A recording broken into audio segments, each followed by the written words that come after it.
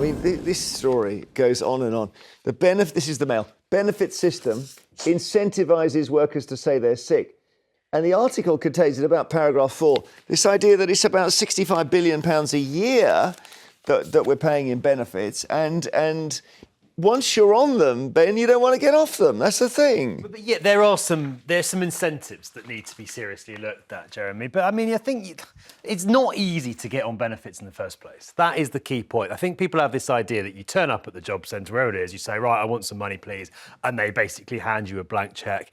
It's got harder and harder and harder. There's people out there who actually are sick who still can't get onto the benefit system. So I personally don't buy the idea that we are just giving them out too readily. That said, you're right, of course. There are some people who are on them get stuck on them because of the system so insane, they get more being on benefits than they would in work. But now, that clearly is ridiculous. What the article says is it's to do with people getting onto your generalised unemployment benefit, universal credit, and then adding in the health component. Yes, so finding a health reason why they're, and then you get much more money. Yeah, is what they say.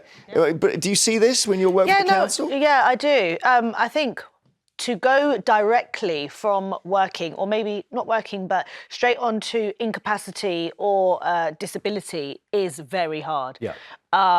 My dad's had 5 operations, operation on his knee and most on his back. And he still had to prove, that he practically can't work. But if you do go on from universal credit onto disability, and you actually are using the component of mental health, depression, it's quite a bit easier to actually do that. And I think because GPs are quite overworked, they don't have much time, they're signing off documentation to support an application easier than they did before. And we're spending more on it than defence, Ben. But I mean, maybe you can understand the reasons. Well, the bulk of the benefit bill is pensions, is the old age pension. Yeah. Yes, the number of sick people has gone up, but that's gone hand in hand, of course, with the fact that NHS waiting list is now above 7 million people.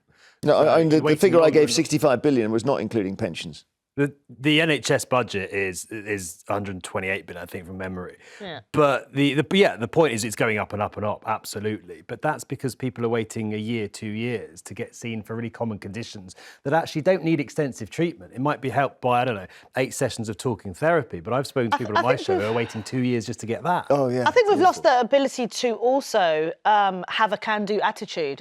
Not to sound, no matter what you go through, just go to work.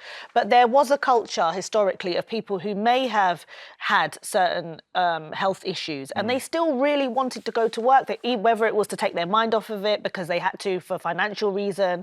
I think people now are not resilient at all and they don't want to work no matter what. There are some so-called sickfluencers. This is the story in the Telegraph, where they're people who are influencers, but they help advise people how to claim sickness benefits. It's not clear that whether they're actually doing anything wrong, but it's the Telegraph has done a big number on either they're helping people navigate the system or they're helping people to swing the lead. And I don't know which it is, Ben. Well, as you say, Jeremy, there's no suggestion there's anything wrong. But I mean, the rules here seem to me, I've got to say, to be a little bit curious.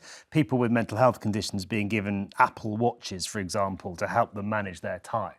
Now, I don't know what's wrong. Must be nice. Absolutely. I mean, I struggle with my time management, but never have I dreamed of asking my employer to buy me an Apple Watch. So I think, yes, the rules clearly need to be looked at because people don't need work-supplied £400 watches to do their job, apart from, I would have thought, a tiny minority. We're a spoiled society now, aren't we? We've spoken about you have ADHD, or you've had... I have ADHD. Yeah. And so these sickfluencers are described as ADHD sick. Does that mean you could, if you wanted to, conceivably, you could run up a bill on benefits, could you, for your ADHD? This is the first I've heard of it. According to this, yes. I and get a watch or not? And say, I need an Apple Watch. Do you think we're, as somebody who has ADHD, do you think we're over-diagnosing now? No, I don't. You don't? I think I'm quite a good example, actually, of someone who, at school, always got told, you can't sit still, he's messing around lessons, he can't sit still.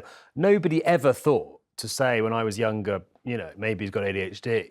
And then once you start looking into it as an adult, in my case, my early 30s, you think, my goodness, why has no one realised this before? And do you medicate it then? No, I don't medicate it. Okay, so I don't see the symptoms you're describing, I don't see.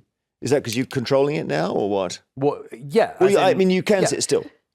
I can't sit still. You can't sit still? You I are fidget all now? the time. Oh, you are sitting It's not still? as if I'm going to run around the studio. I fidget constantly. But then how do you differentiate when you have children? Yeah. How would you differentiate between just a naughty child and one with ADHD? Or do you think Because it's not just, I mean, it's not just sitting still. It's things like whether your brain is constantly going at 100 miles an hour. It's whether you can switch off, whether you can sort of focus on the task for a long, long time and things like that. So there's all sorts of criteria you have to meet. But I think in terms of the overdiagnosing, what's happening is people are just more aware of it.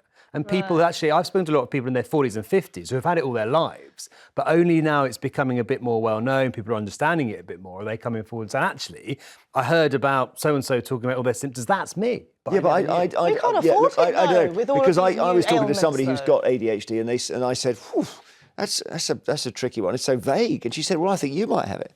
I said, "I haven't got it. What are you talking about?" Okay, now I do fidget a bit. Yeah. Have you ever got tested?